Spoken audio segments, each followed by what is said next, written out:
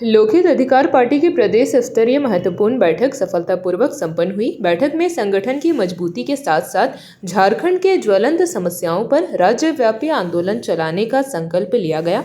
Party ने स्पष्ट किया कि जनहित से जुड़े मुद्दों पर अब निर्णायक संघर्ष होगा। बैठक की अध्यक्षता पार्टी के प्रदेश उपाध्यक्ष अरुण कुमार गुप्ता ने की। वहीं मुख्य वक्ता के रूप में पार्टी के प्रदेश अध्यक्ष हरिनाथ साहू उपस्थित रहे।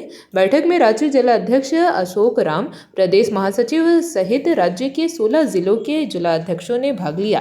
जी बताइए, क्या क्या हुआ बैठक में, क्या रणनीति बनी?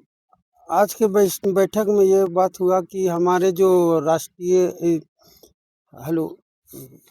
जो हमारे प्रदेश के अध्यक्ष हुए हरिनाथ साहू जी और उपाध्यक्ष अरुण साहू जी, उन लोग राष्ट्रीय अध्यक्ष रोशन लाल गुप्ता जी से मिल के आए और हम लोग सभी पार्टी को कार्यक्रम के तहत हम लोग सबको सूचना दिया गया। इस तरह सूचना दिया गया कि सब जो मामले हैं, जैसे आरक्षण की मामला हो, पेशा कानून की मामला हो, छात्रवृत्ति की मामला हो, विशेष करके जो वार्ड के जो चुनाव होने वाले हैं उस पर परिपक्व से गहन विचार और विमर्श किया गया। एक एक मुद्दा को हम लोग पूर्ण रूप से समझे और जो रोशन लाल जो हमारे राष्ट्रीय अध्यक्ष है वो हमारे हरिनाथ साहू जी जो प्रदेश के अध्यक्ष है उन्हें अवगत कराए हैं कि हम लोग पार्टी को किस तरह के यहाँ का मजबूती लाए हैं और इसके चारों तरफ से हम लोग का समर्थन मिल रहा है।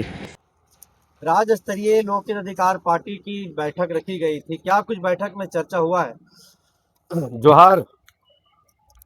आज प्रदेश स्तरीय प्रमुख पदाधिकारियों के बीच जिला से भी पदाधिकारी लोग शामिल हुए थे। भावी रणनीति के विषय पर आज बैठक रखा गया था प्रदेश कार्यालय आईटीबीपी के समीप।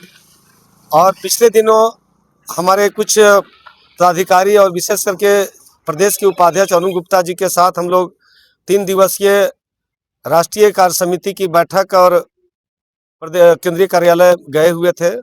राष्ट्रीय अध्यक्ष जी से वार्ता हुई थी, सारी बातों को आज हम लोग ने साझा किया और विशेष करके वहाँ पर भी, दिल्ली में भी और यहाँ पर भी संगठन विस्तार पर विस्तार से चर्चा हुई।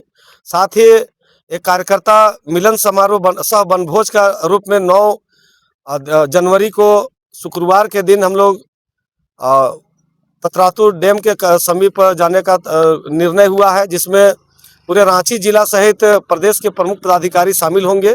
वहाँ पर भी हम लोग इस राज्य में गिरती कानून व्यवस्था हो, चाहे भ्रष्टाचार का मुद्दा हो, और विशेष करके जो स्मार्ट मीटर के द्वारा जिस प्रकार ग्रामीण क्षेत्रों में अप्रत्याशित बिजली बिल के द्वारा जिस तरह गरीबों को सताया जा रहा है, उसके खिलाफ आंदोलन करने की बात हो, चाहे छात्रवृत्ति जो ओबीसी समाज को एक टारगेट करके पिछले 2 वर्षों से छात्रवृत्ति को रोक दिया गया है राज्य सरकार के द्वारा, उसके ऊपर हम लोग तीखा प्रहार करने का रणनीति बना है, आंदोलन करने का रणनीति बना है। और उसके लिए कई छात्र संगठनों से भी हमारी बात हुई है। बहुत जल्द इस राज्य में छात्र आंदोलन के रूप में लोकहित अधिकार पार्टी उभर कर सामने आएगी।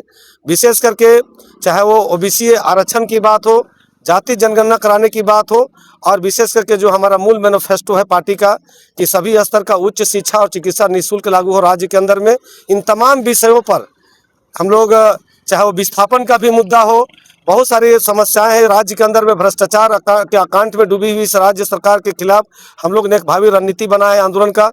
और 9 जनवरी जो हम लोग का एक कार्यकर्ता सम्मेलन सा वनभोज होगा, उसी दिन हम लोग उलगुलान करेंगे इस राज्य में चरणबद्ध आंदोलन का। साथ ही हम लोग साथ साथ में प्रत्येक जिला में हम लोग दौरा भी करेंगे और संगठन का मजबूती से विस्तार करने का आज निर्णय हुआ है। पेशा जिसे एक विशेष समुदाय के फायदे के लिए बताया जा रहा है, उसको लेकर के पार्टी की क्या स्टैंड है? पेशा कानून का हमारी पार्टी विरोध नहीं करती है, पेशा कानून का सम्मान करती है। लेकिन साथ ही हमारे लोकहित अधिकार पार्टी के द्वारा शुरू से कहा जा रहा राज्य सरकार को कि पेशा कानून में ओबीसी समाज को दरकिनार नहीं किया जा सकता है। जिस ओबीसी समाज 54% अधिक आबादी है, कई क्षेत्रों में 90% से भी अधिक आबादी है, वहाँ पर राज्य पहले ही एक बहुत बड़ा घोर अपराध कर चुकी है, अन्याय कर चुकी है कि 7 जिलों में शून्य करके आरक्षण में। इसीलिए मैं राज्य सरकार को पुनः आपके माध्यम से चेताना चाहता हूँ, आगाह करना चाहता हूँ कि यदि आप पेशा कानून लागू कर रहे हैं तो ओबीसी समाज को आप पेशा कानून में जेपी भारत लाइव, भारत की बात जेपी के साथ। वीडियो को लाइक करें, शेयर करें और चैनल को सब्सक्राइब करें।